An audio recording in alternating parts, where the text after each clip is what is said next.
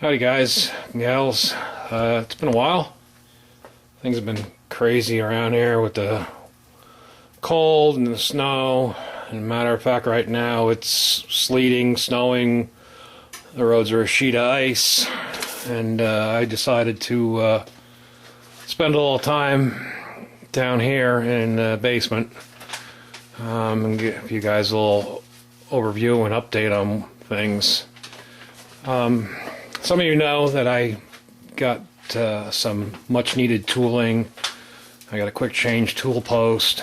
I got a new chuck holder for my 5-inch chuck. I got the boring bar cutoff tool, a chuck to go in the headstock, and I got all this from littlemachineshop.com. For those that have the Craftsman 109 and the Atlas 816, is it? Lathe. These are the part numbers here. It was the 3593 tooling package, which that was 200 bucks, and the chuck adapter was 32.95. So trying to find the stuff for these older lathes is a little difficult sometimes. I also picked up a little chip tray from Walmart. Gotta love that. $5 for a package of 3. Can't beat that. That'll work just perfect. It's the right size. So I replaced the chuck mounting plate because somebody, the previous owners, had decided to take the original face plate, which is not meant for this type of chuck, and they machined it down, if you can see that.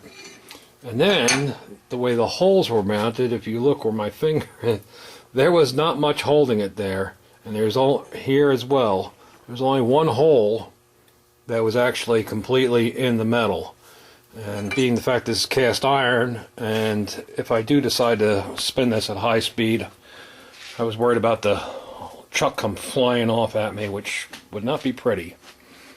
So now that I got all that set up, the next thing I found out is, I don't know if you can really see it or not, but the jaws are closed all the way, and you can see right here the gap. So apparently I'm going to have to learn how to grind my chuck jaws so everything is what do they call it? Co-eccentrical or co-eccentric, something like that. So that'll be the next thing, because if I put some kind of round stock in there, it wants to wobble a bit. So I also, put this little swing lamp on there. I did mount my outlet box on the side, and I can turn everything on and off. I did opt to leave the lathe with a plug-in cord, so that way I can turn it on, and I can also just unplug it if I'm doing something else, and I can still have my light so I can see what the heck I'm doing. So little spanner wrench that I have picked up along the way, an old Williams spanner wrench, 2 to 4 3/4, and that works good with changing the chuck. Here's a little something for Zippo.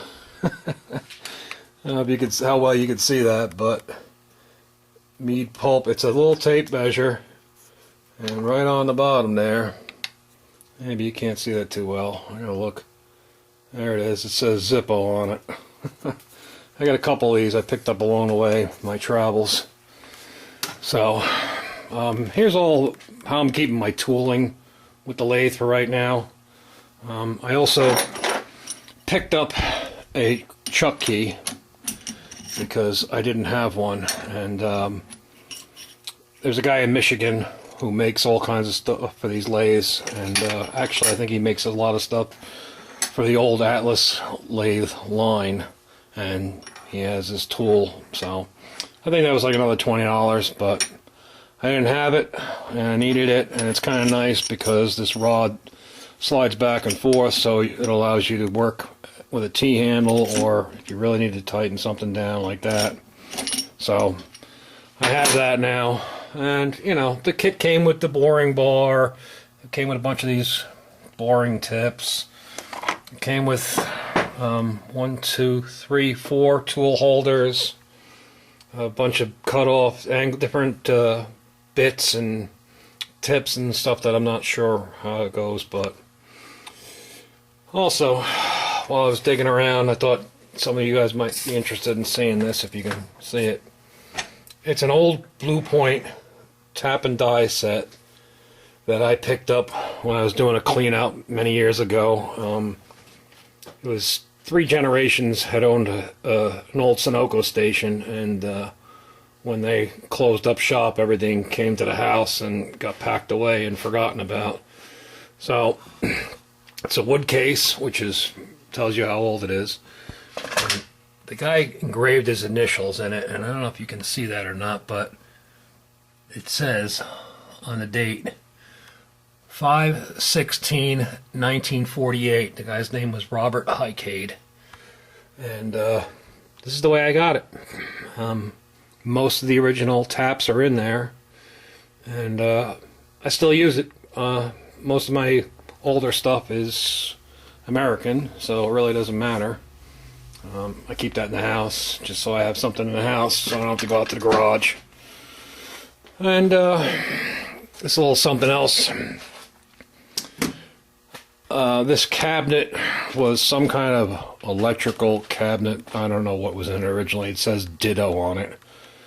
But I got that from a clean out, and I decided, rather than chuck it out and get a couple, maybe $1 or something of scrap, I decided to mount my little old cheesy Harbor Freight drill press on there. So at least it's at working height for right now. It's something that I have for now.